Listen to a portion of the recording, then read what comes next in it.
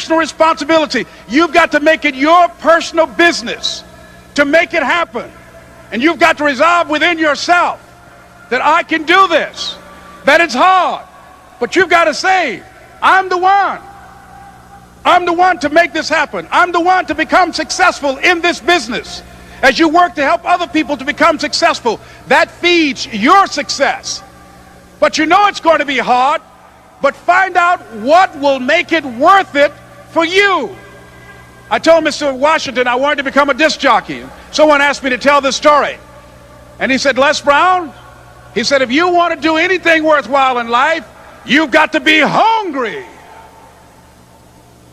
And so I started working to develop myself. He said, I want you to practice every day being a disc jockey. I said, but I don't have any job now. He said, it doesn't matter.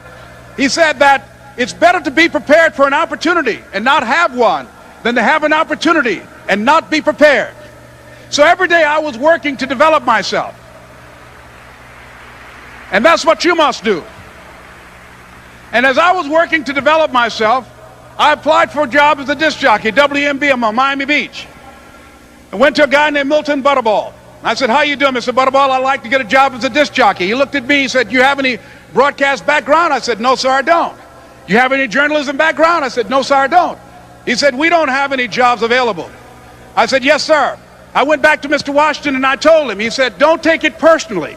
He said, most people are so negative, they will have to say no 7 times before they say yes. He said, go back again. So I went back again. I said, how you doing, Mr. Butterball? My name is Les Brown. He said, I know what your name is. What do you want? I said, I'd like to know whether or not you have any jobs as a disc jockey, sir. He said, didn't I just tell you yesterday we didn't have any jobs? I said, yes, sir, but I know whether or not somebody got laid off or somebody was fired, sir.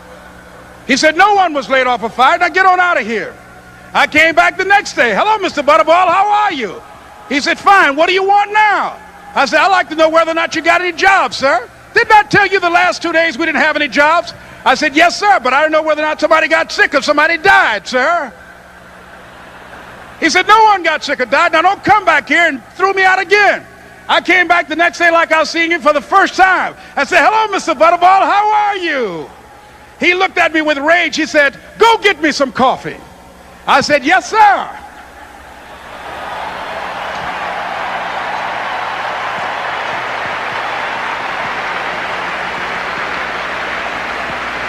And I went to get him some coffee. After a while, I would give their lunch and dinner, and I would go in the control rooms and take the disc jockeys their food, and I would not leave until they would ask me to leave. Then they started trusting me to pick up entertainers that came to town. Entertainers like the Four Tops and the Temptations and Donna Ross and the Supremes.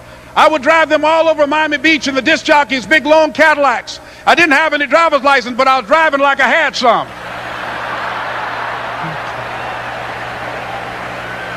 And one day, one Saturday afternoon, while I was at the radio station, a guy named Rock was drinking while he was on the air. I was the only one there, looking at him through the control room windows, walking back and forth, young, ready, and hungry. I was saying, drink, Rock, drink. Drink, Rock. I'd have gone to get him some more if he'd asked me to. Pretty soon the phone rang and it was the general manager. And I answered the phone. I said, hello? He said, Les, this is Mr. Klein. I said, I know. He said, Rock can't finish his program. I said, I know. He said, would you call one of the other DJs in? I said, yes, sir. I hung the phone up. I said, now he must think I'm crazy. I called my mom and my girlfriend, Cassandra. I said, y'all turn up the radio and come out on the front porch. I'm about to come on the air.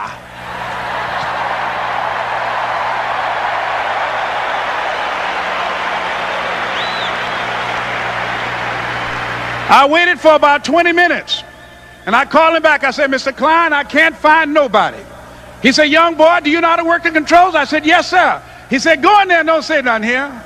I said, yes, sir. I couldn't wait to get behind those controls. I put on an old Stevie Wonder record called Fingertips.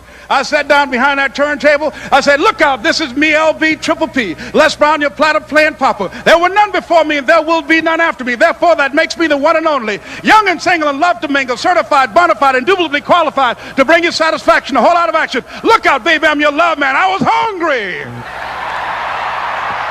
I was hungry. You got to be hungry.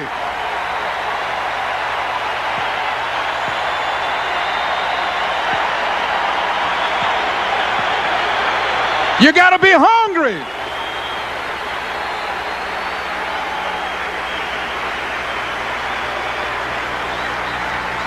So, ladies and gentlemen, if you want to make your dream become reality, the people that are running at their dreams know that it's possible that you can live your dream, that it's necessary, that you're relentless, that you have a plan of action, that you are creative.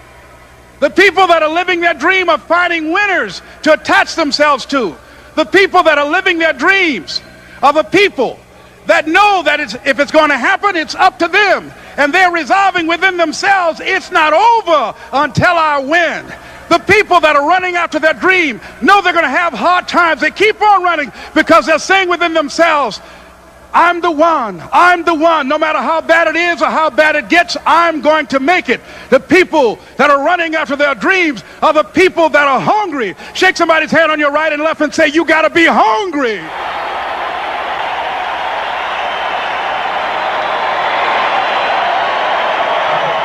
And as you run towards your dream, I want to dedicate this to you that I love very much. I want to thank Dexter and all of you. It's something that I'm known by.